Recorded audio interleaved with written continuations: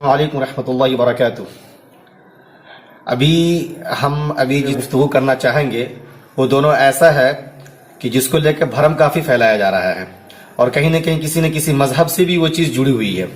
سب سے پہلا تو گجرات بھروچ شہر کا واقعہ، وہ سوامی نارائن مندر یا ٹرسٹ جو ہے، جس کے احاطے میں ایک اسکول کا کافی ایک مشہور واقعہ 2-3 دنوں پہلے رونما ہوا، کہ جس میں یہ آیا کہ جو بچیاں وہاں پڑھتی ہیں ان کے ساتھ یہ معاملہ آیا کہ بھائی آپ لوگ کیا مہینے سے ہیں، ماہواری سے ہیں یا نہیں ہے، اس کو آپ چیک کرائیں۔ اور چیک کرنے کے لیے ان کے ساتھ کیا کچھ ہوا، وہ کافی ایک کہہ لیجیے کہ چرچے میں وہ خبر آئی۔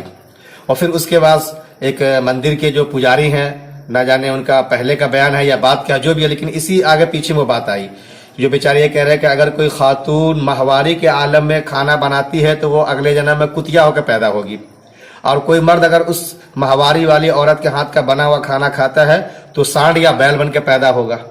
تو اب ایک طرح کا وہ واقعہ دیکھ لیجئے، 21ویں صدی میں ایک خاتون ایک بچی کے ساتھ کیا اس کو مینٹلی طور پہ کتنا ٹارچر ہونا پڑا ہوگا، ذرا اس کا تصور کیجئے آپ، کہ جس کو ایک کہ لیجئے گروپ میں کہا جائے کہ تم کپڑے اتارو اور یہ چیز ہمیں تم بتاؤ، اور پھر اس کے بعد ایک کہتے ہیں نا کہ زخم پہ نمک چھڑکنا، وہ دوسرا معاملہ یہ آ جاتا ہے، اور اسی مندر سے جڑے ہوئے کسی پروہت یا پنڈت کا یہ ویڈیو وائرل ہوتا ہے، جس میں یہ کہا جاتا ہے کہ بھئی کتیا بن کے پیدا ہوگی اور کھانے والا اس کے ہاتھ کا سانڈ یا وہ پیدا ہوگا۔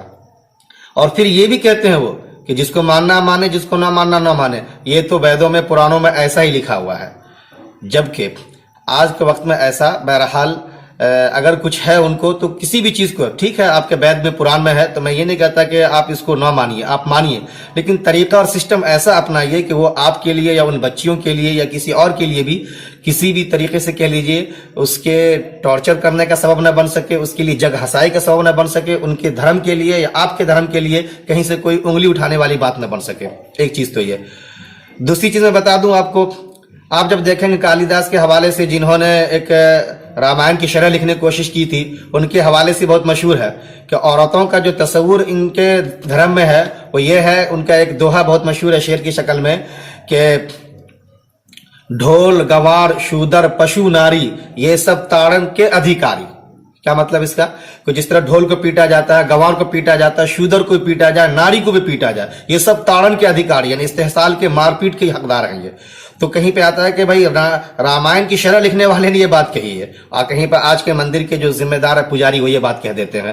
مجھے تو نہیں لگتا کہ اس طرح کے جو نیریٹو ہے، اس طرح کا جو بیانیہ ہے، جب پڑھے لکھے لوگوں کے بیچ میں جاتا ہوگا تو اس کو صحیح طریقے سے ایکسیپٹ کر پاتے ہوں گے۔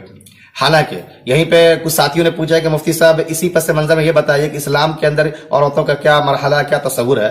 تو میں آپ کو یہ بتا دوں اچھی طریقے سے، ایک مشہور صحابی کا واقعہ ہے کہ وہ جاتے ہیں اللہ کے رسول کے پاس، جئت استشیرک ان اغزو کے جو الفاظ آئے ہیں جہاں پر کہ اللہ کے رسول میں آپ کے پاس یہ مشورہ کرنے آیا ہوں کہ میں جہاد میں شریک ہونا چاہتا ہوں، غزوہ میں، کیا آپ مجھے اس کی اجازت دیں گے؟ اللہ کے رسول پوچھتے ہیں اللہ کا کہ کیا تمہاری امی ہیں؟ وہ کہتے ہیں تو اللہ کے رسول فرماتے الزمھا فان الجنۃ تحت قدمیہا، کہ جاؤ اپنی ماں کی خدمت کرو تم، کیونکہ اس ماں کے قدم کے نیچے جنت رکھ دی گئی ہے۔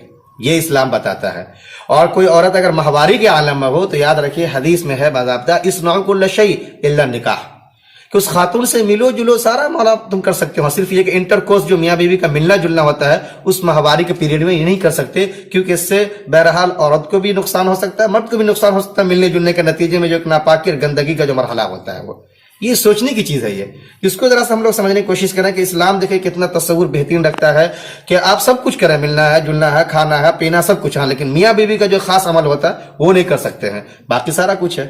جبکہ ان کے یہاں پہ بتا رہے ہیں کہ ہمارے دھرم میں کہ اس کو الگ کر دیا جائے، الگ کوٹری میں رکھ دیا جائے، اگر کوئی اس عالم میں کھانا بنائے گی تو کتیا بن کے پیدا ہوگی، کوئی اس کے ہاتھ کا کھانا تو سانڈ اور بیل بن کے پیدا ہوگا۔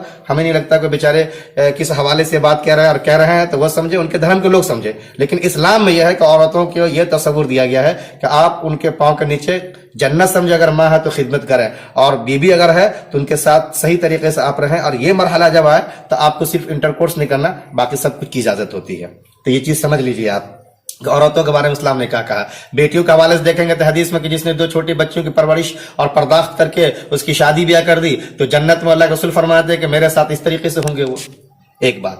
دوسری بات آج کل چلا ہوا ہے گوموتر کے حوالے سے، گوبر کے حوالے سے۔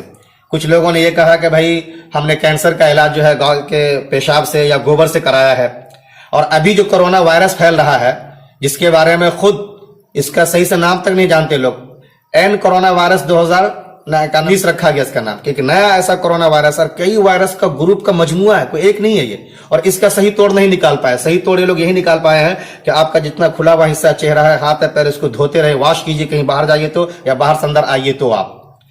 इसको इस्लाम ने क्या कहा बताइए कि 5 वक्त के आप नमाज पढ़ते हैं तो वजू उस वक्त में कीजिए 5 टाइम में। इससे आप समझ सकते हैं ये इस वायरस का अभी तक कोई भी तोड़ नहीं निकल पाया। और ये क्यों होता है? कहीं पे चमगादड़ खाने की वजह से, कहीं पे चूहा और बिल्ली खाने की वजह से बात बताई जा रही है। इस्लाम ने अपने मेन्यू को देते हुए साफ साफ बता दिया कि सब चीजें हराम, इसको तुम खा ही नहीं सकते हो। तो इस्लाम कितना पहले ही बता दिया कि इन सब चीजों से क्या नुकसान हो सकता है, लिहाजा तुम बच जाओ। तुम नहीं जानते हो, खुदा जानता, तुम्हें मना कर दिया, तुम रुक जाओ उससे। और उसका इलाज जो आज ये लोग ढूंढ रहे हैं, इलाज बहुत पहले बता दिया गया, वॉश बेसिन, मुंह हाथ धोने के हवाले से। लेकिन मैं गोबर पे और गौमूत्र बताना चाहता हूं कि बहुत से लोग कह रहे हैं कि नहीं इससे ठीक हो जाएंगे। और देखिए कैसे बेवकूफ बनाया जा रहा है। लोग ये करते हैं कि एक साफ पानी लेते हैं और कहते हैं कि देखिए ये साफ पानी है। हम जब माँ के पेट से जन्म लेते थे, हम भी बिल्कुल साफ होते, सुथरे होते, स्वास्थ्य होता हमारा अच्छा। लेकिन जिस तरीके से इस पानी में बेटाडीन डाल देते हैं, बेटाडीन जानते हैं जख्म पे लगाया जाता है, ये उसमें डाल करके उसको पूरा पॉल्यूट कर देते हैं, बिल्कुल काला पीला लाल बना देते हैं वो। तो कहते हैं जैसे देखिए पानी में हमने डाल दिया, जहरीला विषैला हो गया ये। वैसे हम लोग भी तरह तरह की चीज खाते रहते हैं, तरह तरह के माहौल में रहते हैं, तो हमारा बदन भी जहरीला हो जाता है। तो अब पानी को देखो कैसे साफ करेंगे, वो गौमूत्र डालेंगे और पानी साफ हो जाएगा। और कहेंगे देखो चमत्कार कि इस पानी में विषैला पदार्थ पड़ गया तो उसको हमने साफ कर दिया, पता चला गौमूत्र में ये चमत्कार है, लिहाजा इसको पियो, इससे ये होगा वो होगा। ये सरासर धोखा देते हैं ये लोग। हालांकि ये अमल आप खुद अपने घर में कर सकते हैं। एक केमिकल आता है जिसको बेंजल कोनियम कहा जाता है। बेंजल कोनियम के जरिए से भी आप उस बेटाडीन डाला हुआ पानी को साफ कर लेंगे।